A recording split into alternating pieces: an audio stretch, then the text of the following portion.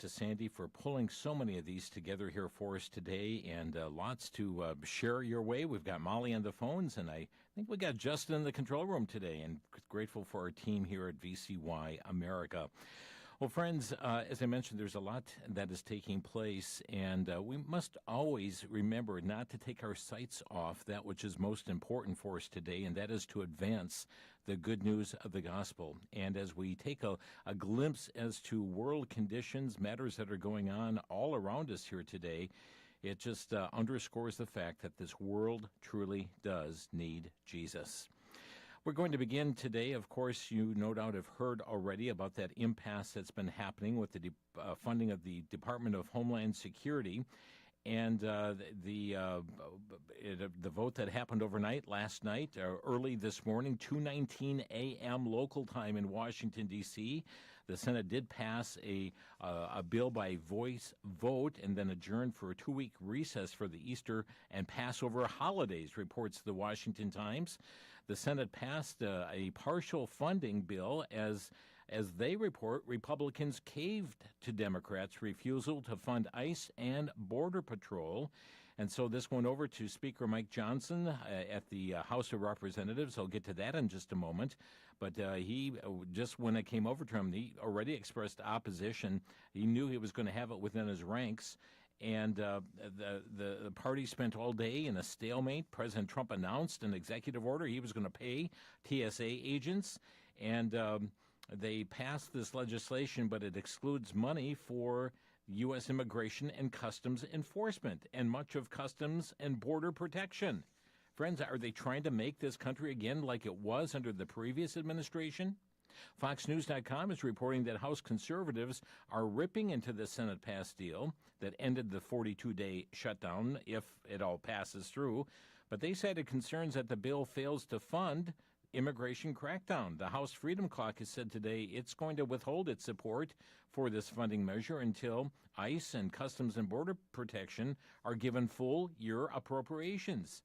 They also want voter ID added to this bill, saying we can't believe that the Senate abdicated its responsibility this morning of not funding the Child Sex Trafficking Investigation Division of ICE, that they didn't fund the Border Patrol.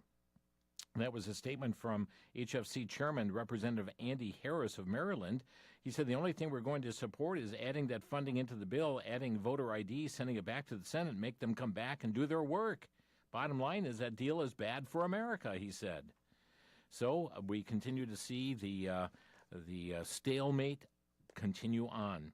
JNS.org reporting that Iranian Parliament Speaker Mohammad Baghdad Ghalibaf, who is reportedly leading the ongoing diplomatic talks with the United States, has praised Hamas's October 7, 2023 massacre of some 1,200 people as a victory, and recently threatened to make the Gulf run with the blood of invaders if Washington targeted regime assets on islands there. U.S. officials told multiple outlets Monday that he was one leading talks with President Trump on behalf of Tehran. Yet he is one that is praising October 7th. He is one that is continuing to threaten our troops. From Just the News, Iran has rejected a ceasefire proposal from the United States. The U.S. had sent this 15-point proposal to talk about the concessions that they would need to make on their nuclear program and agree to additional talks about its ballistic missile arsenal. In exchange, the U.S. would lift sanctions on Iran and end the conflict. But the Iranian embassy Wednesday posted a 5-point counter plan and said no, the U.S. would end hostilities and assassinations on government leaders, and then Iran would also require guarantees that another conflict would not start. Well, that's a no-starter as well, isn't it? Also from Pamela Geller, the Islamic Republic of Iran just released a video simulating, that is, a missile attack on the Statue of Liberty. The official Telegram channel of the IRGC posted an AI-generated video, One Vengeance for All, posted it March 24th. In the video, Iran launches a ballistic missile toward the United States, which strikes the Statue of Liberty and topples it into the ocean. From FoxNews.com, the IRGC Navy commander, Alireza Tangsiri, was targeted and killed in an Israeli attack. Israel's Defense Minister Israel Katz noted. It was a precise and lethal operation. The IDF eliminated the commander of the IRGC Navy, along with senior members of the Naval Command, Katz noted. The man who was directly responsible for the terrorist act of mining and blocking the Strait of Hormuz to navigate has been targeted and eliminated. From the Geller report as well, regional dynamics are shifting fast as multiple Gulf and Arab states take a far more forceful stance against Iran. Countries including Qatar, Saudi Arabia, the UAE, Bahrain, Kuwait, and Jordan have jointly condemned Iranian attacks as violations of sovereignty and international law that explicitly affirm their right to respond in self-defense. And at the same time, the UAE is signaling a deeper strategic alignment with the United States, emphasizing shared security interest and readiness to confront what it calls a broader global threat. So the attacks that Iran has made against her neighbors just does not seem to be working, folks. CBN.com is reporting that President Trump extended the deadline for attacks in Iran's energy sector by 10 days yesterday. The extension allows for continued diplomatic talks between the U.S. and Iranian regime to end the war. As part of those talks, the president revealed that Iran sent a gift of 8 oil tankers and then increased it to 10. Let's see. We also have from Fox News, the Pentagon considering sending up to 10,000 additional ground troops to the Middle East, a senior defense official said yesterday. That's according to the Wall Street Journal. While the official said it was not clear which units would be mobilized, the new deployment would be in addition to the 1,500 troops deployed by the 82nd Airborne Division. You know, as many are wondering just really what's going on. We're told, you know, we've won, everybody is toppled, and yet at the same time we see the influx of now perhaps ground troops that are going in. We have the continued questions about the Strait of Hormuz. Let's see, this from the Haaretz.com, Saudi Crown Prince Mohammed bin Salman has been pushing U.S. President Donald Trump to continue the Iran war. The New York Times reported, citing people briefed by U.S. officials on the conversations. Saudi Arabia's de facto leader reportedly said the U.S. and Israel's attack on Iran presents a historic opportunity to reshape the Middle East. And they also mentioned that Prince Mohammed has urged President Trump to push for an overthrow of the regime in Iran, arguing that the Islamic Republic poses a long-term threat to the Gulf that can only be removed by toppling its government. Washington Times reporting Russia sending drones and other equipment to Iran this month amid a U.S.-Israeli air campaign that has severely damaged the Islamic Republic's drone and missile capabilities. That's according to a new report. OffThePress.com reporting President Putin of Russia reportedly has asked the country's ultra-wealthy oligarchs to donate funds to help boost the country's dwindling military budget as the country's 4-year-old war with Ukraine continues. He's reportedly rejected calls to end the war as emerging from ongoing peace talks involving the U.S. and other countries.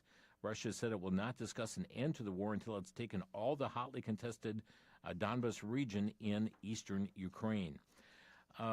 Western Journal is reporting, according to the Daily Wire, they're quoting them, in the waning days of his presidency, the Biden administration entered a secretive sweetheart settlement with an alleged Iranian front group.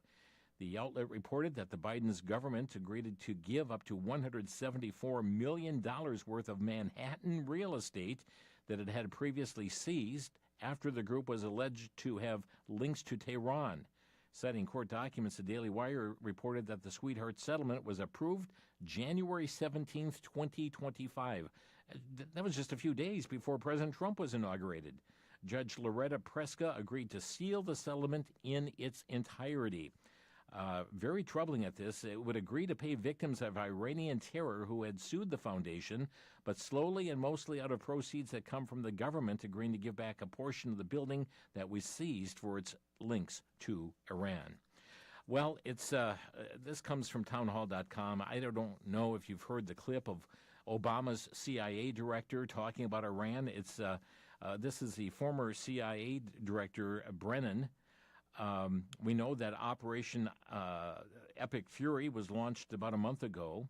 They've destroyed Iran's navy, its nuclear weapons ambitions, and the core of its political and military leadership. But now the cream of the Iranian Revolutionary Guard Corps is also gone. The Supreme Leader Ali Khamenei dead. His son pretty much half dead, he reports.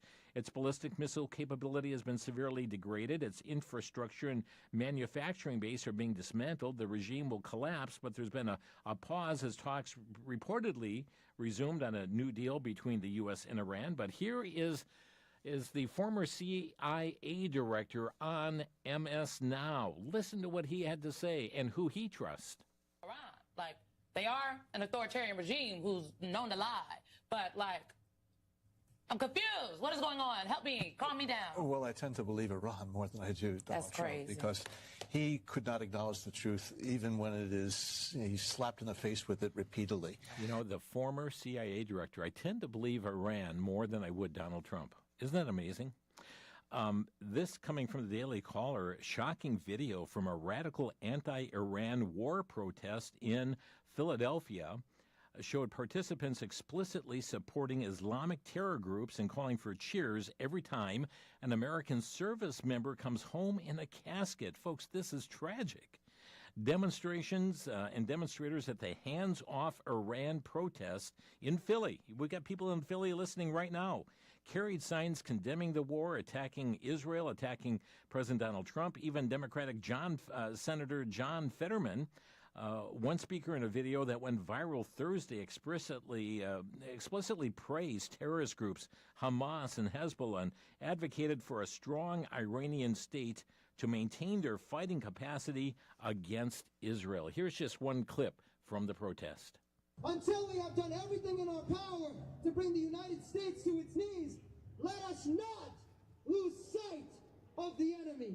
For every U.S. military base that crumbles, and for every U.S. soldier who returns home in a casket, we cheer. Hamas, Hezbollah, Ansar-Allah, all of the resistance forces we celebrate. These popular voices on the ground spend every waking moment in direct confrontation with Zionism, and they rely on a strong Iranian state to maintain their fighting capacity. Do you hate America? May Hamas rocket blow up your family's home. Yeah, may Hamas blow up your family's homes. You know, every time a service member comes home in a casket, he yelled out, "We cheer." You know, friends, we weep. We weep when that happens. And to see the anger, the angst against the United States and the purporting, just standing in favor of an Iranian regime that killed tens of thousands of people just in cold blood and rejoiced in it. Here, just a young wrestler, a champion wrestler just killed because of his involvement in the protest in Iran. They're saying when every time an American service member comes home in a casket, we cheer. Friends, something's wrong there. Something is very wrong. It is sinful. It is evil. Back in a minute. This is Crosstalk.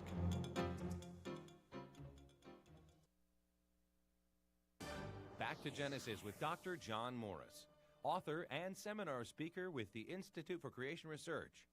Dr. Morris, are we making any progress with a creationist view of the unborn? Yes, it seems we are, Chris, although there's positive and negative steps being taken. More and more people are being educated on the personhood of the unborn child and the need to protect it. Even efforts to clone humans are helping in the sense that there's much scientific evidence now for the unique personhood of the fertilized egg. Unfortunately, this doesn't always carry the day with legislatures and judges, for they often rule that such a person has no individual rights and can be aborted. We yearn for a day when even the courts go back to Genesis for their thinking. Thank you, Dr. John. For more information on the foundational principles set forth in Genesis, simply visit us on the web at www.icr.org. That's www.icr.org. This is Chris O'Brien. God bless.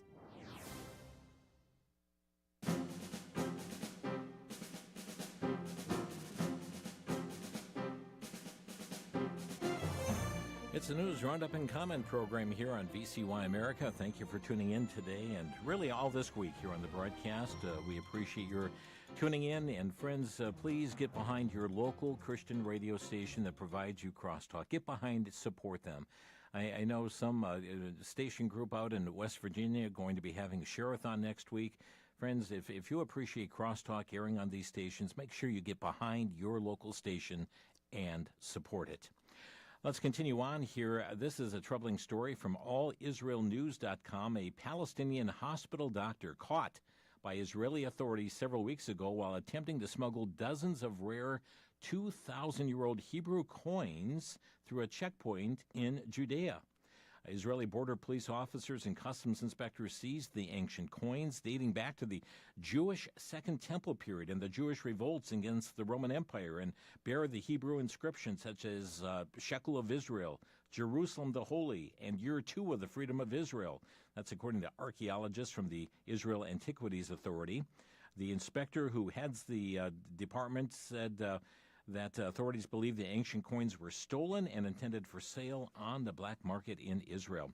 This is interesting from CBN, something extraordinary that some are even describing as prophetic happening in the Promised Land. Yoav Rotem from the Negev desert to discussed on CBN something miraculous that's been 2,000 years in the making.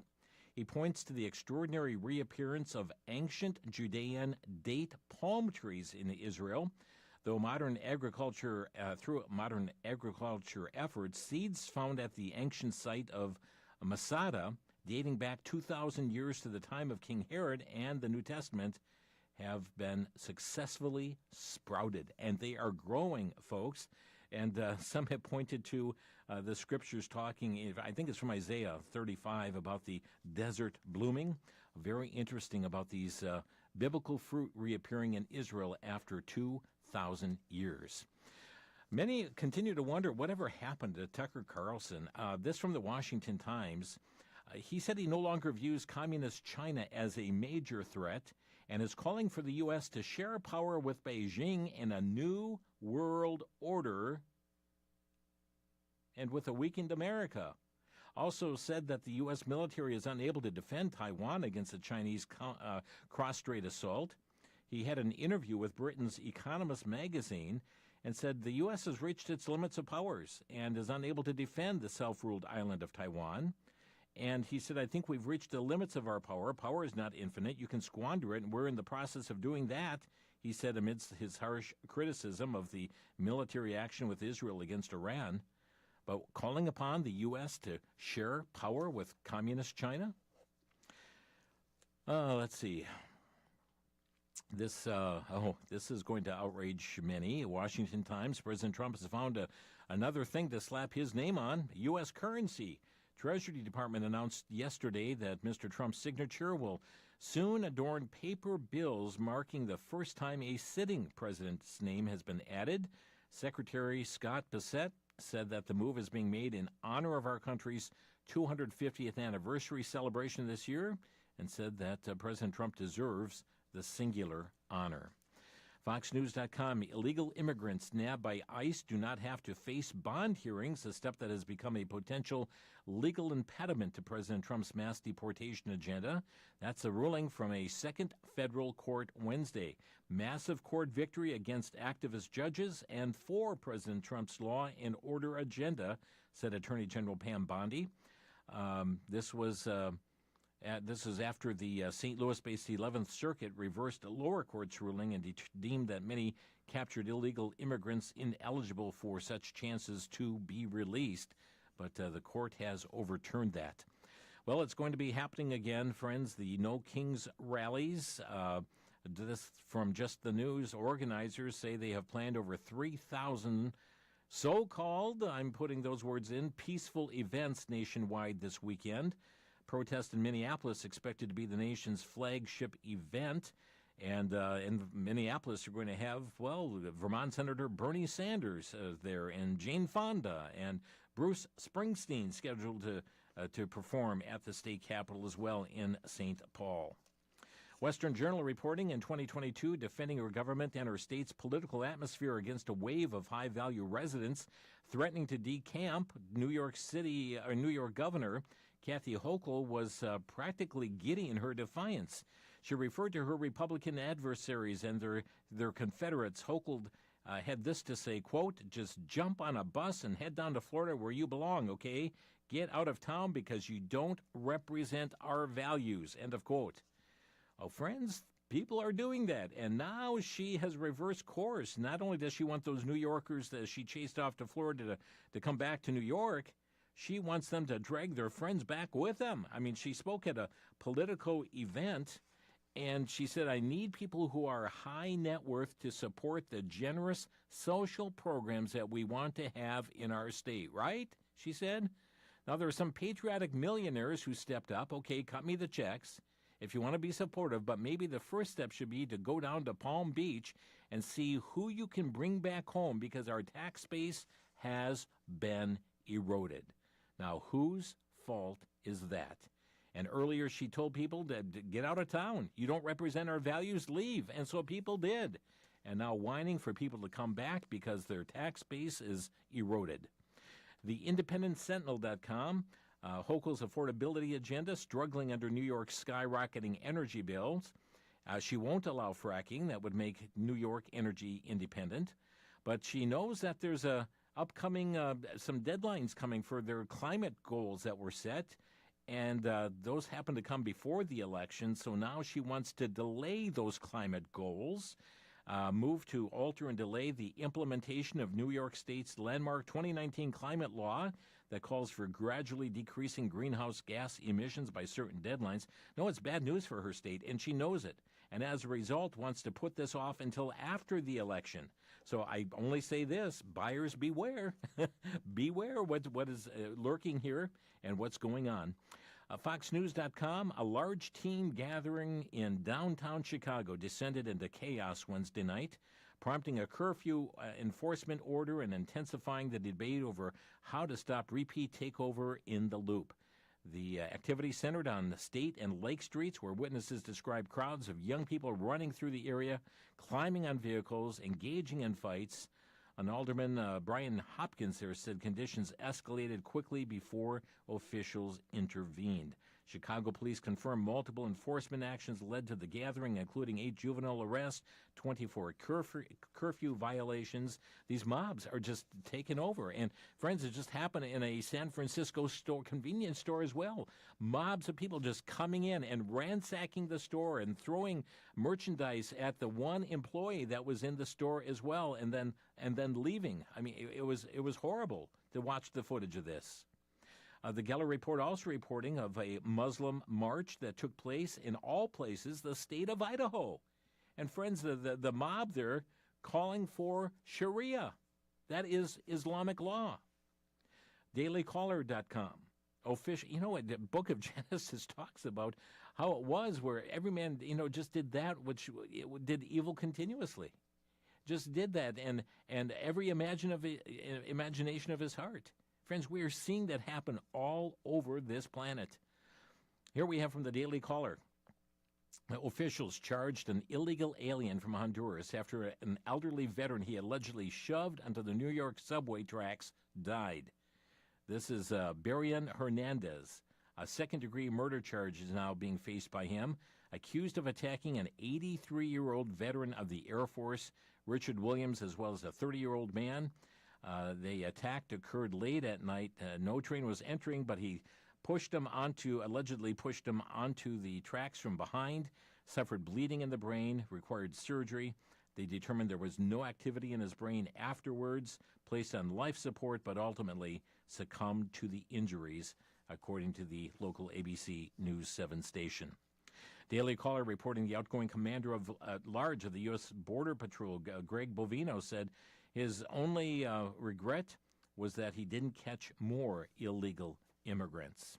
Washington Times telling us several Supreme Court justices expressed skepticism Monday about states that allow ballots to be received and counted days after Election Day, though they worried about where to draw the line and whether tossing out late-arriving ballots would also eliminate early voting. In the specific case before the justices, ballots in Mississippi can be counted if received up to 5 days after Election Day, as long as they were mailed or sent by a common carrier such as FedEx by Election Day. If they're sent by FedEx, does it really take 5 days in the state to get to you? Opponents said that violates the idea that election is consummated on Election Day. Matter of fact, Justice Alito blasted the endless counting of mail-in ballots. And here's what was said in the courtroom as this went oral arguments before the U.S. Supreme Court. We have lots of phrases that involve two words, the second of which is day. Labor Day, Memorial Day, George Washington's birthday, Independence Day, birthday, and Election Day. And they're all particular days. So if we start with that, if I have nothing more to look at than the phrase Election Day, I think this is the day in which everything is going to take place, or almost everything. Okay, we're going to have to wait and see how this court is going to render their decision, but a lot of skepticism from the justices. By the way, news reported here just since we started Crosstalk that President Trump has now signed an executive order that TSA be paid. That's breaking news from Fox News that delivered that. Conservative Daily News telling us that in addition to Mississippi, that's where the Supreme Court case coming about, the states that allow postmarked non-military ballots cast within the U.S. to be received after Election Day, well, that includes Alaska, California, Illinois, Maryland, Massachusetts, Nevada, New Jersey, New York, Oregon, Texas, Virginia, Washington State, and West Virginia. That's according to the National Conference of State Legislatures. Also, 3 U.S. territories, Guam, Puerto Rico, and the U.S. Virgin Islands, also have laws allowing such late ballots to count. Pamela Geller reports a Minnesota election judge pleaded guilty to allowing 11 unregistered people to vote in November 2011. This is the same state that allows one registered voter to vouch for up to 8 persons without an ID. Trouble out of Finland, and this is from the Daily Signal. Attorneys are warning about the severe chilling effect of the Finnish Supreme Court's ruling against Pave Räisänen, a Christian member of parliament who long faced hate speech charges for tweeting a Bible verse.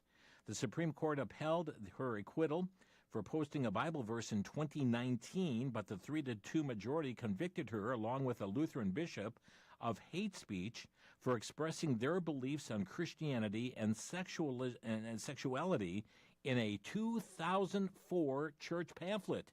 A pamphlet, folks, from 22 years ago now.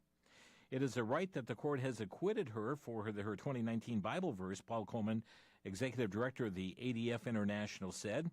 But the conviction for a simple church pamphlet published decades ago, before the law under which she has been convicted was even passed, is an outrageous example of state censorship. Finnish Supreme Court has convicted her of hate speech. We'll be back with more, friends. This is Crosstalk coming your way from VCY America.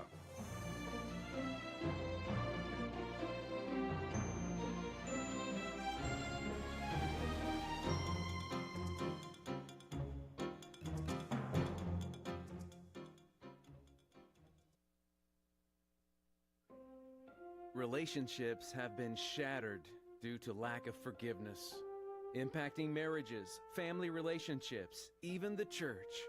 Some have said that forgiveness is the most difficult commandment we are given as Christians. And why is that? Perhaps it is because it strikes at the core of our pride that says we deserve better than we are getting. In the book, Forgiven People Forgive, Pastor Jeff Miller shows us the heart of why we should forgive, which is the fact that God has forgiven us, and we are commanded to forgive. It is easy for bitterness to take root in a heart that is unforgiving. Forgiven People Forgive is available for a donation to VCY of just $9, 3 copies for a donation of $24, or 5 copies for a donation of $33. Call 1-800-729-9829. Ask for Forgiven People Forgive.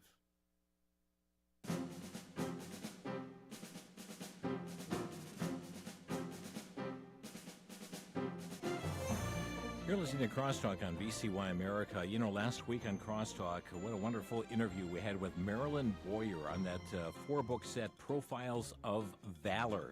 Profiles of Valor. Just wanted to remind you, it's been featured as a book of the month at our VCY bookstore.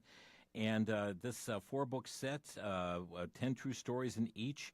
Character qualities exhibited through those that were very much engaged in our founding and made such significant contributions. Just a reminder that that reduced amount for that book set is ends this coming Tuesday, the 31st. And they had it, well, if you bought the individual books, it's half off what that is. But a tremendous deal at the VCY bookstore. They're part of our nonprofit ministry here at VCY America. And you can reach out to them, vcy.com, or you can even ring them right now, 1-888-722-4829, 1-888-722-4829. Profiles of Valor, but the last day to get it at that severely discounted price is this coming Tuesday.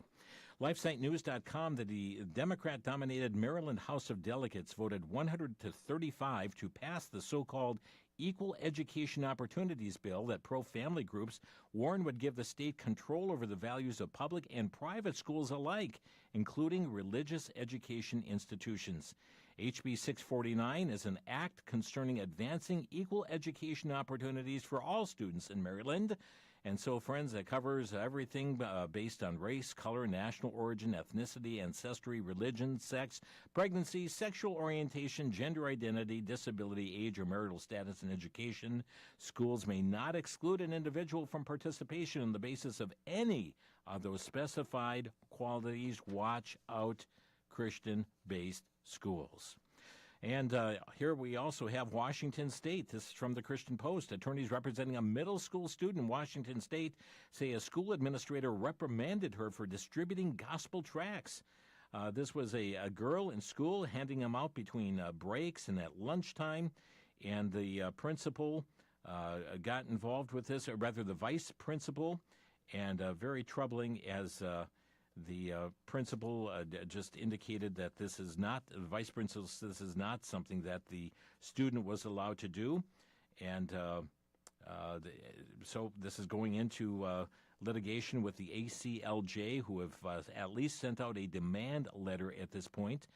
And evidently the vice principal allegedly entered the classroom, removed the student, and informed the student she was not permitted to distribute religious tracts at school. Even though other students are distributing other matters as well. Let's get into some life-related issues. This from lifenews.com. A couple celebrating the birth of triplet girls after resisting pressure from doctors to abort one of them.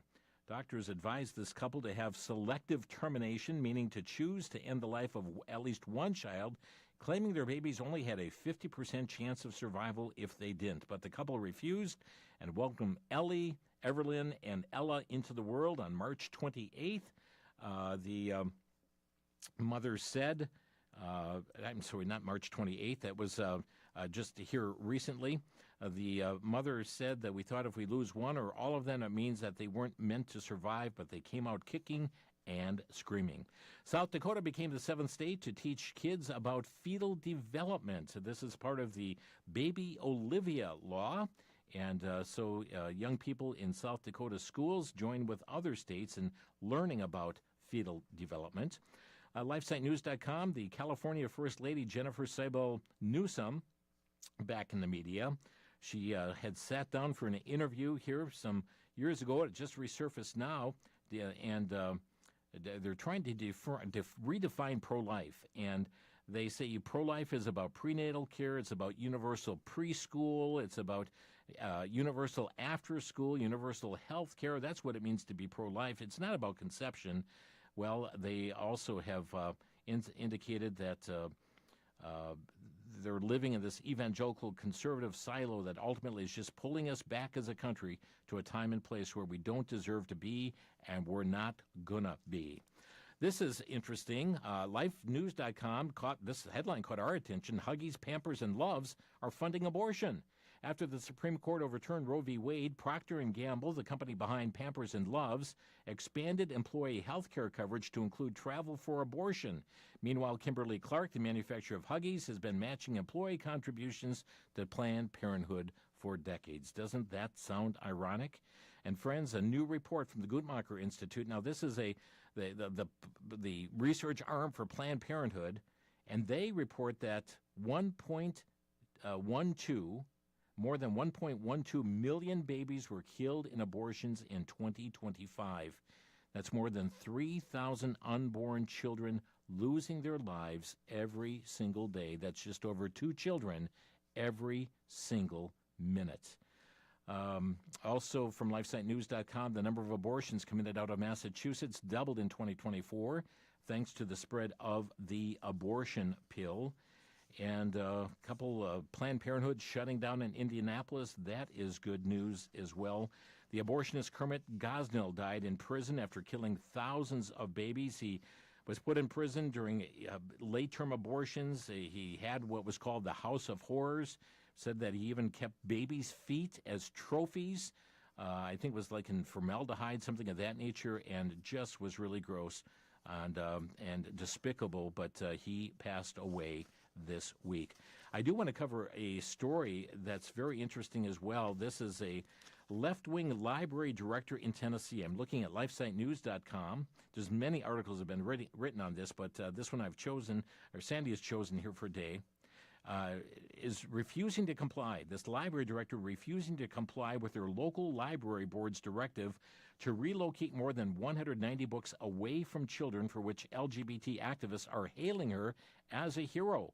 Last November, Tennessee Secretary of State Hargert called on public libraries around the state to undertake an immediate age-appropriate view over the next 60 days of all materials in your juvenile children section, identify any materials that would be inconsistent with Tennessee's age-appropriate laws in violation of the federal law, and to anything contrary to other applicable state or federal laws. Well, following the review, the Rutherford County Library System Board voted 6-3 March 18th in favor of removing more than 190 books to adult sections, citing violent content as well as messages that promote gender confusion.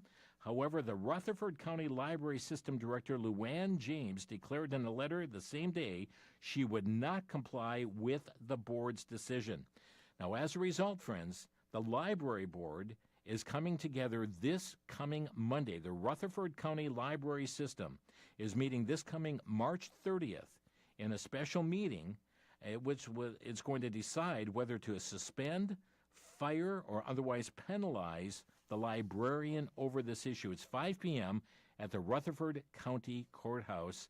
Some of you that know people in that area, they can be at that meeting. They will take comments from the public, but also, friends, be praying about this important decision where a woke library director disobeying the board in that regard, wanting to have these LGBT books available for children.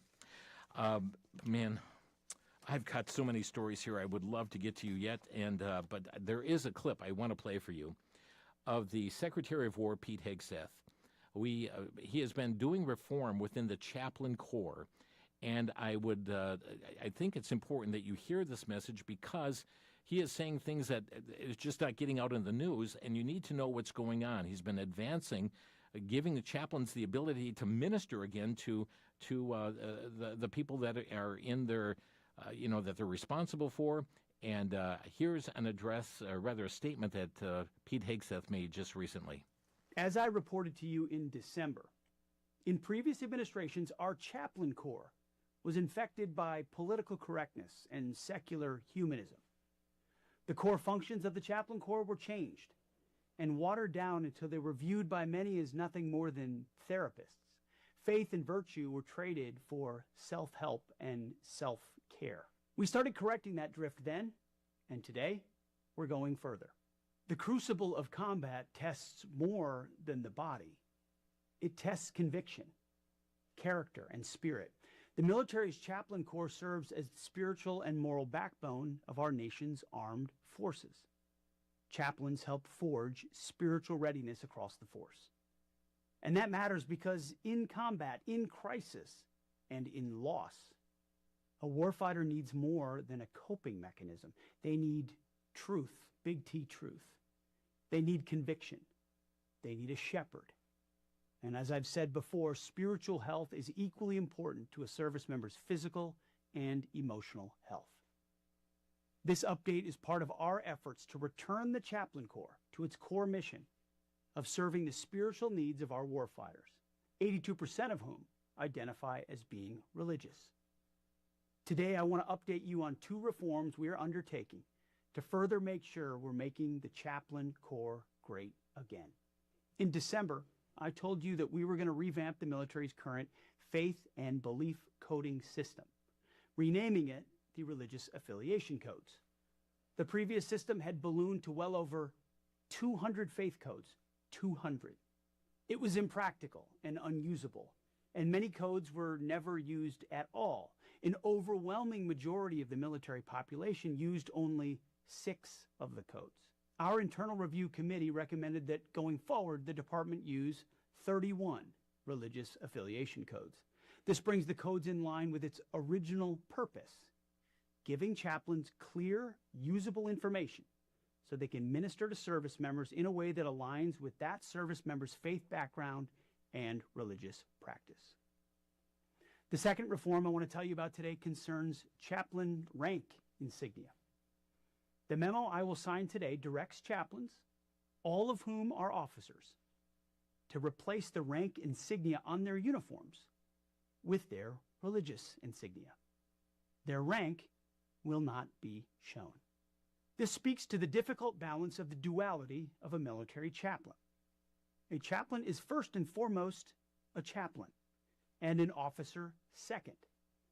This change is a visual representation of that fact. Specifically unique to the role of a chaplain, they are first and foremost called and ordained by God. And while they will retain rank as an officer, to those they serve, their rank will not be visible. Instead, they will be seen among the highest ranks because of their divine calling. This reform is intended to uplift and celebrate the chaplain's role as a chaplain. It also removes any unease or anxiety junior officers or enlisted personnel may have in approaching an officer, potentially a senior officer, for guidance on sensitive matters, such as addiction, relationships, or struggles with faith. These 2 reforms are big progress, but we're not even close to being done. These are the first steps toward restoring the esteemed position of chaplain as moral anchors of our fighting force. Theirs is a high and sacred calling, but they can only be successful if they're given the freedom to boldly guide and care for their flock. And to our chaplain, you have a sacred calling. So preach the truth, be steadfast in your faith, and shepherd the flock entrusted to you. Friends, you're probably not going to hear that on the nightly news, but wanted you to hear that. And doing reform within the Chaplain Corps, you're a chaplain first and officer second. Isn't that true for us who know Christ as Savior? You're a Christian first, and second, you're an auto mechanic or a truck driver or a teacher, but being a Christian first?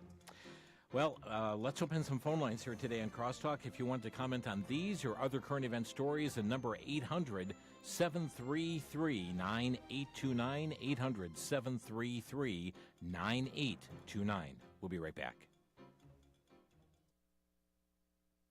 For the Worldview Report, I'm Brandon House. Our website's worldviewtube.com. Recently, I interviewed my friend Carl Tycrib with forcingchange.org. He went to a pagan conference of 1,000 witches in Minneapolis, St. Paul. He had many things to say, but the most shocking was how many attendees who were now involved in pagan spirituality, Wicca religion, witchcraft, were once described Christians, or they attended a church, or they were even a pastor. And he said the common theme when he would talk to them was, I went to my pastor or my youth pastor and I asked for answers about this or that, and they had no concrete answers. They just said, have faith. In other words, folks, they didn't point them back to the Bible. They didn't provide a biblical framework for all areas of life and addressing the very specific issues they have. Yet the Bible says it will make us complete for all good works. We need to be involved in giving people answers, or they will flee to paganism.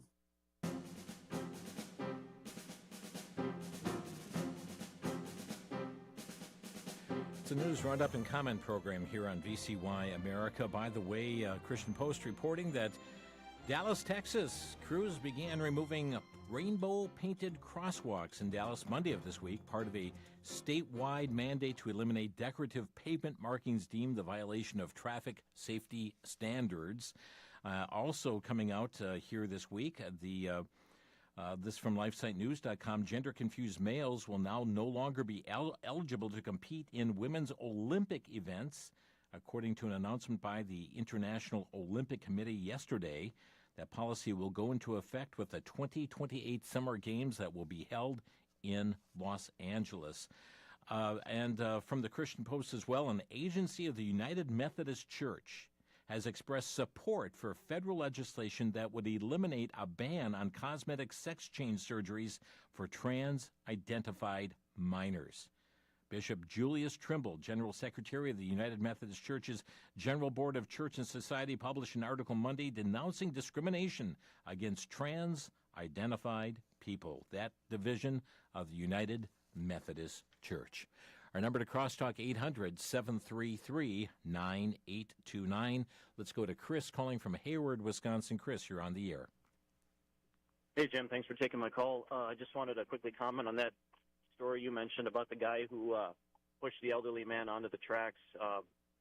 We need to get these illegals out of our country. I'm glad Donald Trump is doing that, but at the same time, I think we also need to have the death penalty implemented in every state per Genesis 9:6, because, when you commit murder, you're killing the image of God, and I think that if we did that, I think that the murder rate would drop precipitously. I mean, quickly, we had a guy here in my county, up here in Sawyer County, about 14 years ago, who stabbed an elderly woman to death in her bed, and he's in prison for life. But it frustrates me that your tax dollars and my tax dollars are paying to keep these demons alive. They should be put to death, and I think that would deter potential would-be murderers in this country. So that's my comment. Thanks, Jim. Okay, thank you for the call. And the verse that he shared was from Genesis 9, verse 6, whoever sheddeth man's blood, by man shall his blood be shed, for in the image of God made he man. Let's go to Alice in Arkansas. Alice, you're on the air.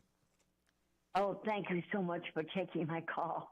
So many things you have said bring such horrible sadness to my heart. How much we need a revival. But I want to put in a prayer request. Young people are going to New York City on spring break. I know of one group that's supposed to leave today, a mother tomorrow. Please pray for these young, innocent people as you talk about the Statue of Liberty that could be ruined. Oh, I can't say it enough. Oh, how we need God. Yeah. May he help us in these last days, seemingly, of America. It looks like we're falling from within. Yeah, we are crumbling from within, Alice, and we do encourage prayer. We do need revival across our land. Keep in mind that story I referred to was an AI-generated photo coming from Iran, showing it as used as propaganda to instill fear inside us as well. So thank you so much for your call. We've got Brad in West Dallas. Brad, you're on the air. Hey, Brother Jim.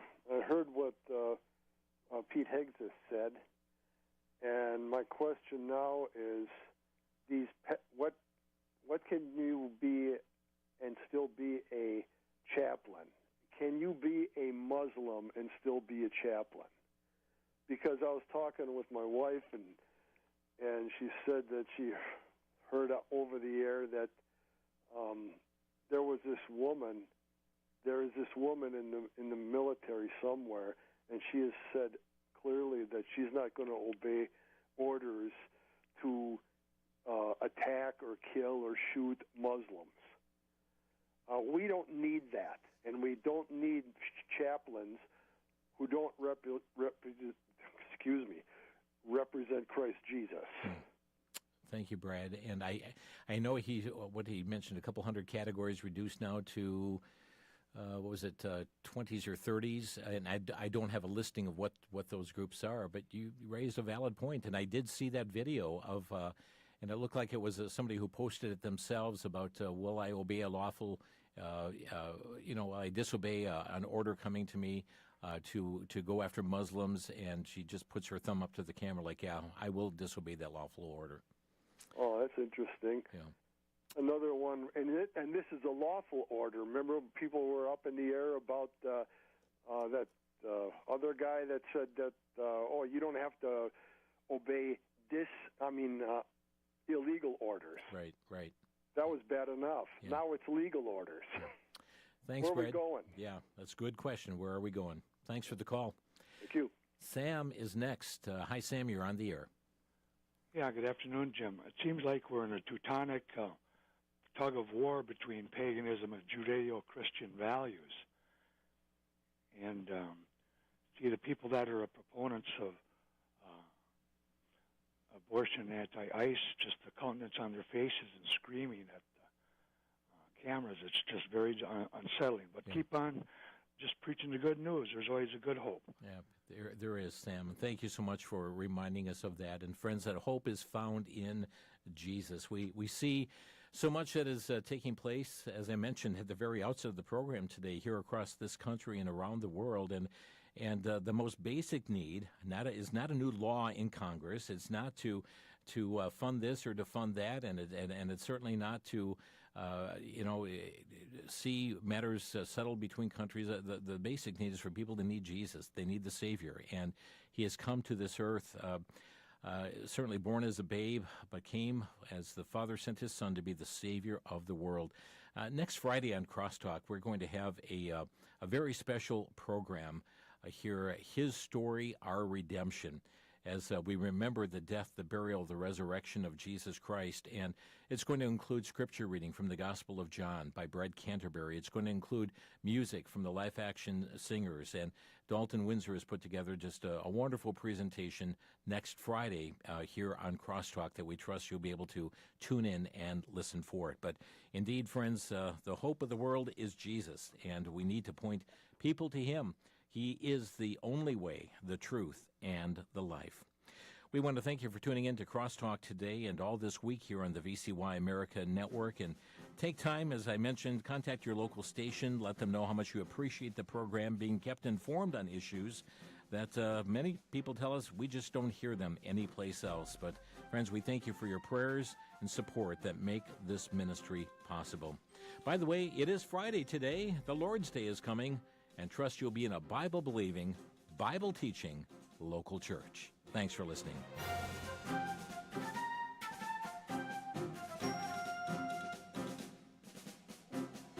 You've been listening to Crosstalk via satellite and the Internet from VCY America. Views expressed may or may not be those of this station.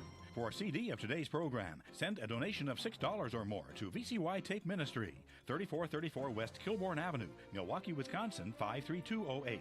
Or download by RSS or podcast from crosstalkamerica.com. And join us again for Crosstalk.